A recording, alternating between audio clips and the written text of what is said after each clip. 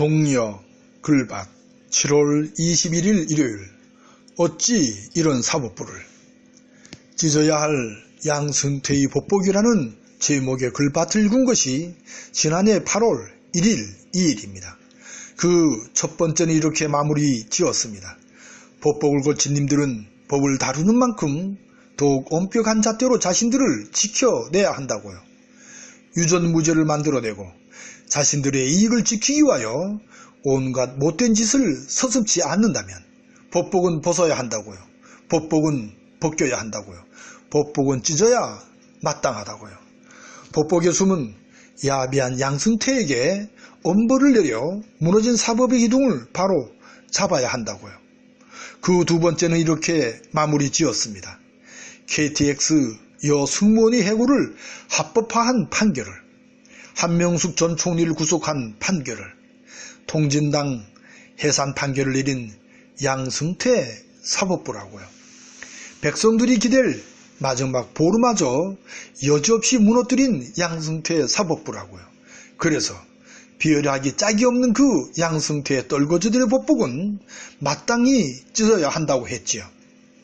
어제인 20일 새벽 서울중앙지방법원은 삼성바이오로직스 김태한 사장 등에 대한 구속영장을 기각했습니다.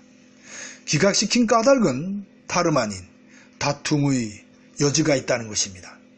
이에 대하여 검찰은 혐의가 중대하고 공장 바닥에 숨기는 등의 혐의로 이미 임직원 8명이 구속되었는데 대표 등의 영장을 기각하는 것은 이해하기 어렵다는 것입니다.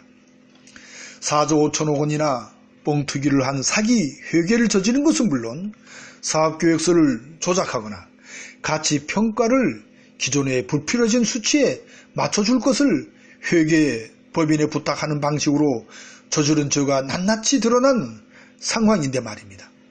이에 앞서 지난 19일 피고인석에서 재판을 받던 양승태 전 대법원장은 갑자기 자리에서 일어나 다음과 같이 자신에게 퇴정명령을 내려달라는 부탁을 합니다.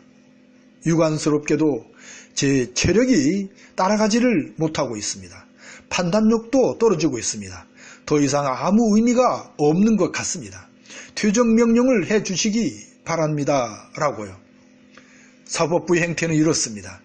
한 주도 빼놓지 않고 재판을 꾸준히 해왔지만 법에 따른 구속기간 제한으로 양 전 대법원장을 구속한 상태에서 재판할 수 있는 기간이 얼마 남지 않았다고 했지요. 지난 2월 11일 구속 기소되었으며 오는 8월 11일이면 1심 구속기간이 만료되기 때문입니다. 이렇게 늑장을 부린 것은 변호인 측이 한글 파일 글꼴까지 따지며 증거 조작 가능성을 주장하는가 하면 증인들은 병원 치료에 당직 근무까지 가진 핑계로 줄줄이 불출석하여 시간을 허비하도록 내버려 두었기 때문입니다. 그래서 어찌 이런 사법부를 나라의 등뼈로 삼권분립의 기둥으로 삼을 수 있겠는가 하는 물음을 묻고 또 묻는 일요일 새벽입니다. 아무튼 귀를 기울여 주시어 고맙습니다.